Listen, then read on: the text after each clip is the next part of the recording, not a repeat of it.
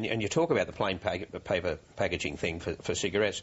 Maybe that could have been one area where he said yes to something so that it just kind of mutes the criticism a bit. Absolutely. I mean, I really don't understand. I mean, I sort of get this argument about trademarks and intellectual property, but I think the government probably has got some pretty strong legal advice to say that their position is sound. I don't really understand why the opposition is digging in on this and prevaricating. It's going to get through the parliament anyway, regardless of what the opposition does. It seems to me that they're just reinforcing this negativity just one step too far. It's like they can't, sort of kick the habit of saying no.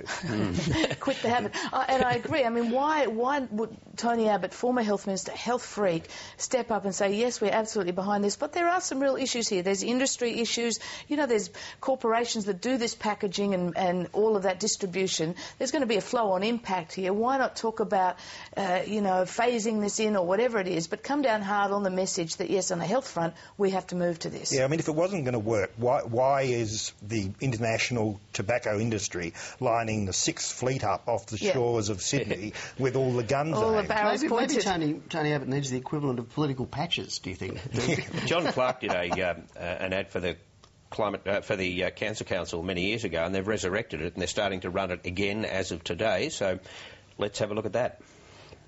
As you may know, cigarettes have been linked to cancer, addiction, emphysema, heart disease and premature death. And as a result, we at My Tobacco Company are introducing a total product recall. All of our product will be withdrawn from sale wherever it is in Australia until we can guarantee that it poses absolutely no threat to your health. Because if there's one thing we care about here, it's your health. But isn't that the point that Tony Abbott faces, though? The arguments are incontrovertible. I mean, the verdict... They're not even making an argument, the verdict is in. I mean, it's not like climate change.